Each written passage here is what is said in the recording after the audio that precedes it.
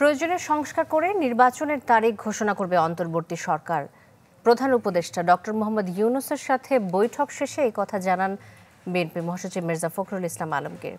আশা করেন দেশের পরিস্থিতি দ্রুতই স্বাভাবিক হবে।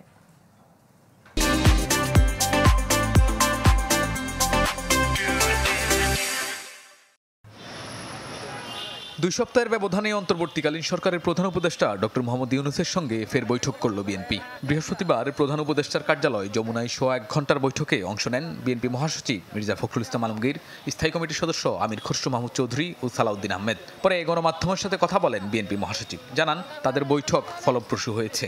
তারা তাদের আন্তরিকতা, দেশপ্রেম, যোগ্যতা দিয়ে খুব দ্রুত তারা একটা স্টেবল অবস্থায় নিয়ে আসতে পারবেন এবং একই সঙ্গে তারা একটা নির্বাচনের দিকেও যেতে পারবেন এবং প্রয়োজনীয় সংস্কারসমূহ তারা পূরণ করবেন বলে আমরা বিশ্বাস করি। নির্বাচন নিয়ে বিএনপি কোনো সময়সীমা বেঁধে দেয়নি বলে জানান বিএনপি মহাসচিব মির্জা ফখরুল ইসলাম আলমগীর।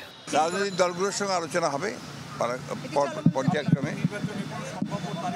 না, আমরা কোনো তারিখ বলিনি, ওরা প্রয়োজনে ওনারই তো তারিখ বলবেন, আমরা তো তারিখ বলবো না। এদিকে প্রায় এক যুগ পর গুলশানে দলের চেয়ারপারসনের কার্যালয়ে বিএনপি নেতাদের সাথে বৈঠক করেছেন রাশিয়ার রাষ্ট্রদূত। বিএনপির স্থায়ী কমিটির সদস্য আমির খসরু মাহমুদ চৌধুরী জানান, দেশের স্বাধীনতা সার্বভৌমত্বের ক্ষতি করে কারো সাথে সম্পর্ক রাখতে চায় না বিএনপি। আজকে যে সম্পর্ক আছে আগামী দিনে সেই সম্পর্ক অব্যাহত থাকবে কিনা আমাদের পক্ষ থেকে বলে পুরোপুরিভাবে আমাদের সম্পর্ক এগিয়ে যাবে, সব দেশের সাথে এগিয়ে যাবে। আমরা সিলেক্টিভলি কোনো দেশকে আগে কিংবা পরে সেভাবে দেখি না। বিএনপির পররাষ্ট্রনীতি হচ্ছে আমরা সবার সাথে সুসম্পর্ক রেখে যে দুই দেশের মধ্যে যে কম্পারেটিভ অ্যাডভান্টেজগুলো আছে সেগুলোর সুযোগ নিতে হবে। এদিকে বন্যার কারণে বিএনপির প্রতিষ্ঠাবার্ষিকীর 5 দিনের কর্মসূচি কমিয়ে 1 দিন পালন করার সিদ্ধান্ত নিয়েছে দলটি। কথা বলছি, সহযোগিতা করছি। শাহনেওয়াজ বাবলু, চ্যানেল 24, ঢাকা।